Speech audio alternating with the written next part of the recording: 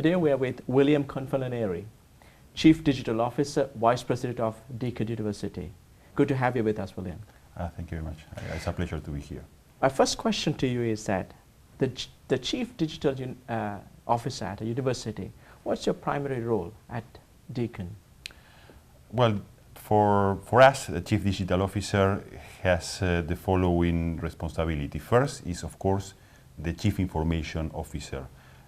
So for me, all the systems or the technology is inside my remit, but with that function or with that role, we are trying to go beyond the typical CIO function. We are capturing all those opportunities and risks that are linked to the digital disruption and try to take advantage of what can be done with technology to really help the business to navigate a new, still forming landscape.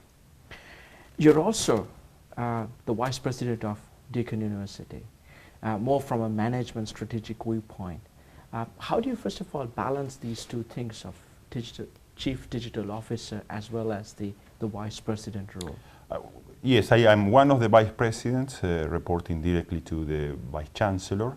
So I sit at the Senior Executive Board, and in that respect I have responsibility for the broader direction of the university, collaborating with all the aspects of the university direction. So it's a good balance because I have my own responsibility in some specific domain, but I can have the proper balance with the understanding of the wider picture. You alluded to digital disruptions. What kind of digital disruptions that you see relevant to the education sector? I think education is going to be transformed substantially from the digital innovation perspective in the next few years. Technology is changing rapidly, is moving from being a platform of record to a platform of engagement. Digital transactions are now at the same level that digital relationships, so the opportunity is huge.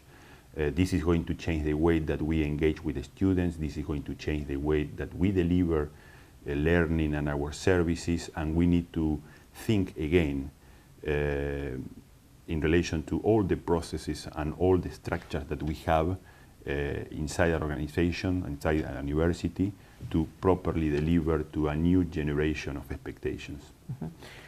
When you say this transformation, what kind of tools, systems, information systems that you have under your control to deliver this transformation? Well, as I said before, since I have responsibility for the whole stack of technology and systems, of course I have the core traditional system, the typical ERP kind of systems, like student management systems or learning management systems, financial systems, all the software that we are using for the delivery of education, plus all the infrastructure providing basic services, communications, connectivity, etc. But apart from that, the most interesting part of it is the differential part in relation to what has been in the last few years. Now we have opportunity to interact with bleeding edge technology that are proposing to change the way we engage, as I said before. For example, we are working with cognitive computing, we are working with Internet of Things, we are working with immersing technology. All those things are really proposing huge opportunities in the way that we interact with the student and staff. In particular, I'd like to know, like, there have been a lot of discussions, reports on the IBM Watson projects that Deakin is engaged in. Can you elaborate a little bit on that? Yes, IBM Watson is the smartest computer in the world these days. It's a piece of artificial intelligence.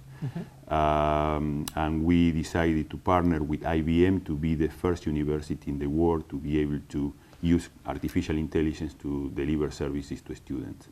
We are working with a long-term vision. Watson is already working with us. It is already providing answers to all kinds of questions that students present 24/7 on any device.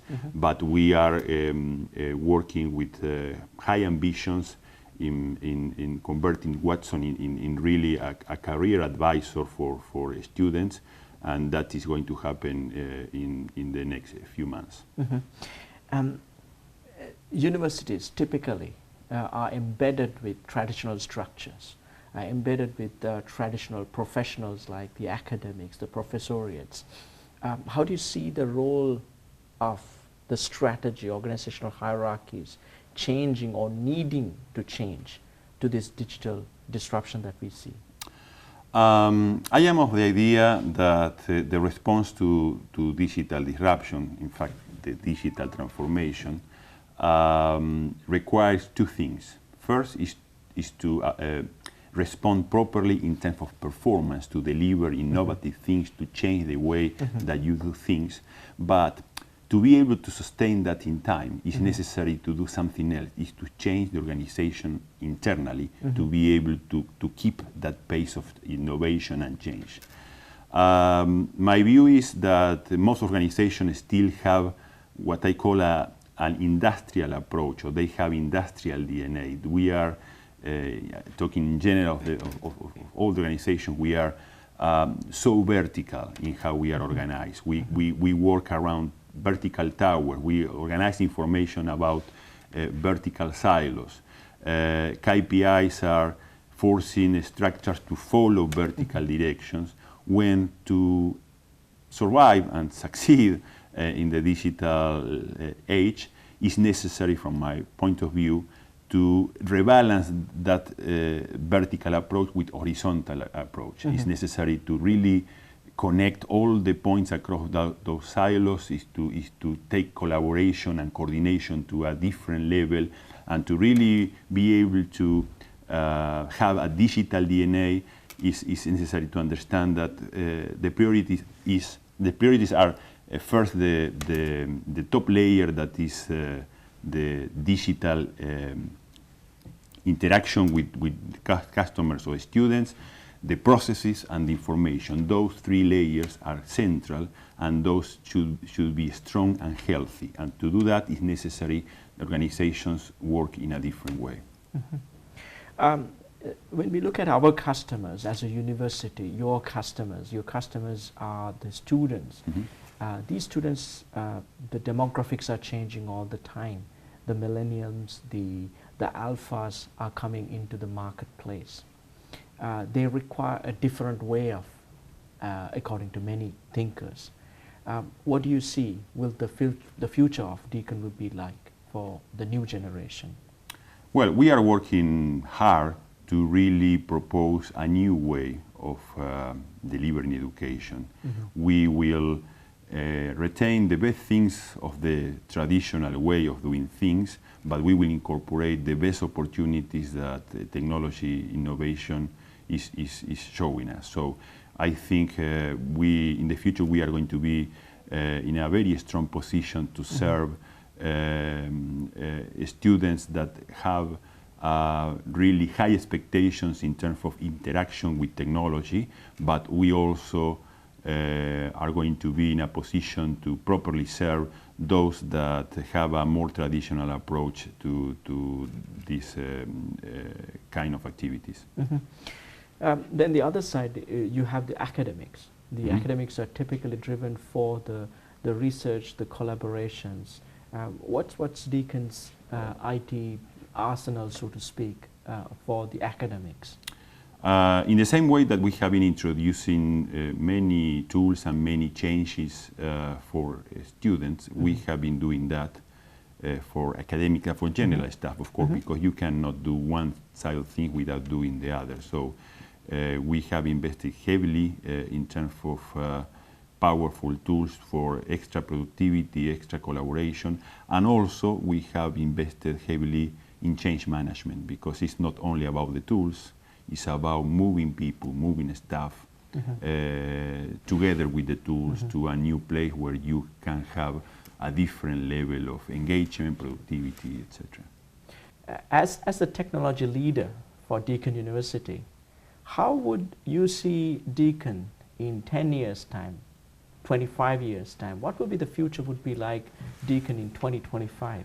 Well, since technology changes very quickly, if we talk of 10 years, we are entering a very speculative domain. Mm-hmm. Certainly, I can just speculate about what is going to be the future, but we are working with some ideas and try to be prepared to whatever the future is.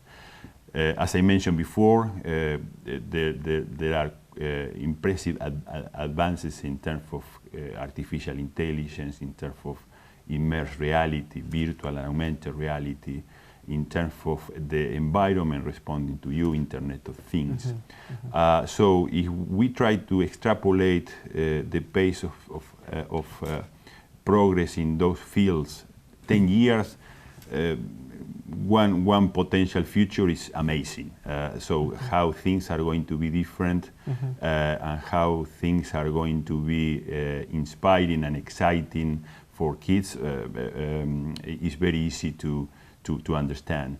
So again, I don't know how the future is going to be in 10 years' time, but I imagine that very deep degree of personalization, delivering education for you, for your personal treats is going to be central. Potentially artificial intelligence agents are going to be helping with that. You are going to be potentially interacting with virtual environments that are even richer than normal ones, and mm-hmm. you are going to be traveling to places that in normal circumstances is not possible to travel to. And certainly I see a rebalance of what is on campus of campus activity. I see that potentially what is going to be possible to do at home is going to cover most of the activities that today mm-hmm. we have on campus, but time will tell. William Confalonieri, thank you very much for your time. Thank you very much, it's a pleasure.